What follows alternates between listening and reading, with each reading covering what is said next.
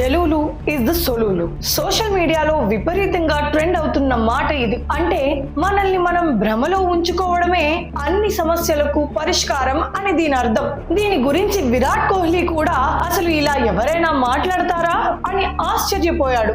नहीं यार, ऐसे कौन बात करता है? That delusion is the only solution. Yes, sir. కానీ నేటి యువత, ముఖ్యంగా జెన్జీ, ఈ డైలాగ్ ను మరీ సీరియస్ గా తీసేసుకున్నారు. ముఖ్యంగా తమ జీవిత భాగస్వామిని ఎంచుకునే విషయంలో వీళ్ళు పెట్టుకున్న అంచనాలు చూస్తే నిజంగా వీళ్ళు భ్రమలోనే బతుకుతున్నారా అనిపిస్తుంది.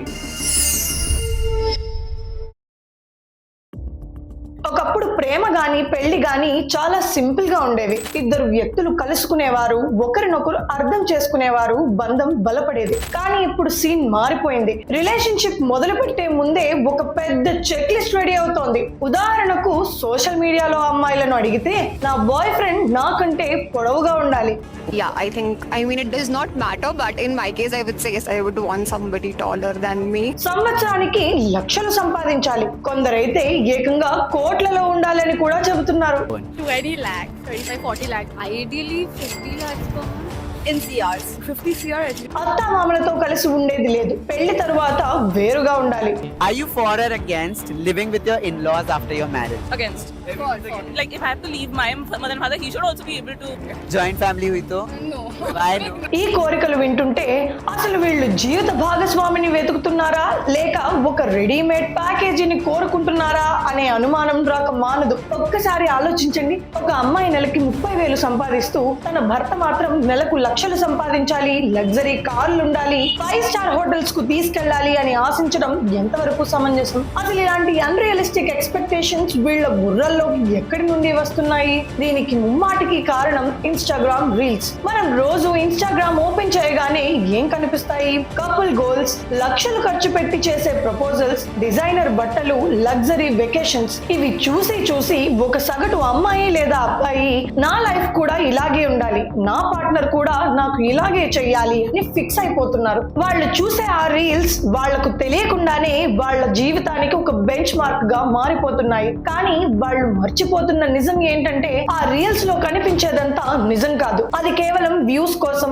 బ్రాండ్ ప్రమోషన్స్ కోసం క్రియేట్ చేసిన ఒక భ్రమ మాత్రమే. దీనికి తోడు కొరియన్ డ్రామాలు మరియు వెస్ట్రన్ రొమాంటిక్ సినిమాలు ఈ భ్రమలను మరింత పెంచుతున్నాయి. అందులో హీరోలు కోటీశ్వరులై ఉంటారు, అందంగా ఉంటారు, పైగా ఎమోషనల్ గా కనెక్ట్ అవుతారు. వాళ్ళకి హీరోయిన్ చుట్టూ తిరుగుతూ ఆమెను ప్రేమించడం తప్ప వేరే పనే ఉండదు. ఇవి చూసి నిజ జీవితంలో అబ్బాయిలు కూడా ఇలాగే ఉండాలని మన అమ్మాయిలు ఆశిస్తున్నారు. కానీ వాస్తవానికి ఒక సగటు భారతీయ అబ్బాయి జీవితం బాధ్యతలతో నిండి ఉంటుంది. చిన్నప్పటి నుండి నువ్వు బాధ్యతగా ఉండాలి, కుటుంబాన్ని చూసుకోవాలి, కష్టపడి పని చేయాలి అని పెంచుతారు. వాడు ఎప్పుడు తన గురించి, తన ఎమోషన్స్ గురించి ఆలోచించడు. తన కలలు, తన లక్ష్యాలు, తన కుటుంబం కోసం పోరాడుతూనే ఉంటాడు. అలాంటి వాడి దగ్గర కే డ్రామా హీరోలా 24/7 ఎమోషనల్ గా అందుబాటులో ఉండమంటే అది సాధ్యమేనా? The double standards of feminism. ఇక్కడే అసలు సమస్య మొదలవుతుంది. ఒకవైపు అమ్మాయిలు మేము స్వతంత్రంగా ఉండాలి, మాకు సమాన హక్కులు కావాలి అని ఫెమినిజం గురించి మాట్లాడతారు.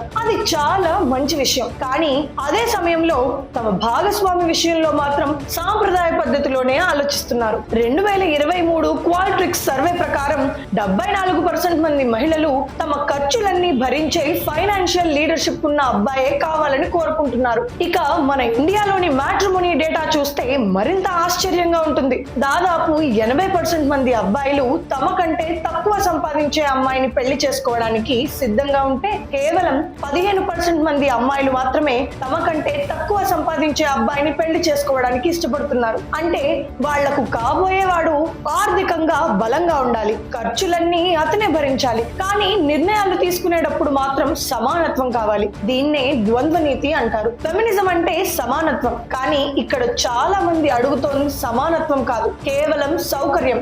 ఆర్థికంగా కాంట్రిబ్యూట్ చేయకుండా లగ్జరీ లైఫ్ ను ఆశించడాన్ని ఏమంటారు? దీన్నే పాశ్చాత్య దేశాల్లో ట్రాఫీ వైఫ్ అంటారు. అంటే అందంగా ఉండే ఒక అమ్మాయి ఏ పని చేయకుండా కేవలం తన అందం పెట్టుబడిగా ఒక ధనవంతుడిని పెళ్లి చేసుకుని లగ్జరీగా లైఫ్ అనుభవించడం. ఒకప్పుడు ఇది కేవలం కోటీశ్వరుల కోటీశ్వరులకే పరిమితం. కానీ ఇప్పుడు సోషల్ మీడియా పుణ్యమా అని ప్రతి ఒక్కరూ తమకొక ట్రోఫీ లైఫ్ కావాలని ఆశపడుతున్నారు. దీనికంతటికి సైకాలజీలో 3 కారణాలు చెబుతారు. ఒకటి రిలేటబిలిటీ బయాస్, అంటే మనలాగే ఉండే ఒక ఇన్ఫ్లుయెన్సర్ లగ్జరీగా బతుకుతుంటే ఆ లైఫ్ నాకు కూడా దక్కాలి అనుకోవడం. 2 హాలో ఎఫెక్ట్, అంటే ఎవరైనా అందంగా కాన్ఫిడెంట్ గా ఇంగ్లీష్ మాట్లాడుతూ కనిపిస్తే వాళ్ళు చెప్పేదంతా నిజమే అని గుడ్డిగా నమ్మేయడం. 3 మన అటెన్షన్ స్పాన్ పడిపోవడం. 15 సెకండ్ల వీడియో చూసి అదే నిజం అనుకుంటున్నారు తప్ప దాని వెనుక ఉన్న కష్టం ఎవరికీ పట్టట్లేదు. మరి దీని వల్ల ఏం జరుగుతోంది?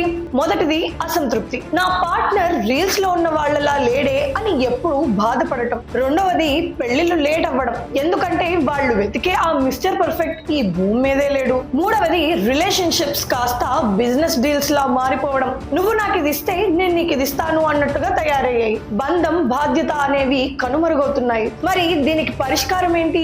పరిష్కారం చాలా సింపుల్, కానీ కొంచెం కష్టమైనది. అదే వాస్తవాన్ని అంగీకరించడం. సోషల్ మీడియా అనేది ఒక ఎంటర్టైన్మెంట్, అది రిఫరెన్స్ పాయింట్ కాదు. ముందు ఈ నిజాన్ని గ్రహించాలి. సంబంధాలు అనేవి సమానత్వంపై ఆధారపడి ఉంటాయి. మీరు ఒక హై వాల్యూ పార్ట్నర్ ను కోరుకుంటే ముందు మీరు కూడా ఆ స్థాయిలో ఉండాలి. మీరు లగ్జరీ లైఫ్ ను ఆశిస్తే మీరు కూడా దానికి కాంట్రిబ్యూట్ చేయాలి. మీరు ఎమోషనల్ మెచ్యూరిటీని ఆశిస్తే ముందు మీరు మెచ్యూర్ గా ప్రవర్తించాలి. సంబంధాలు అనేవి ఇద్దరూ కలిసి నిర్మించుకునేవి, ఒకరు మరొకరిపై ఆధారపడి బ్రతికేవి కాదు. ఈ డెలులు ప్రపంచం నుండి బయటకు వచ్చి రియల్ లైఫ్ లోకి అడుగు పెట్టండి. అప్పుడే నిజమైన ఆనందం దొరుకుతుంది. ఈ విషయంపై మీ అభిప్రాయం ఏంటో కింద కామెంట్స్ లో చెప్పండి. మీకు ఇది నిజమే అనిపిస్తే భ్రమల్లో బ్రతుకుతున్న మీ స్నేహితులందరికీ ఈ వీడియోని షేర్ చేసి కళ్ళు తెరిపించండి. మరో ఇంట్రెస్టింగ్ టాపిక్ తో మళ్ళీ కలుద్దాం. జై హింద్.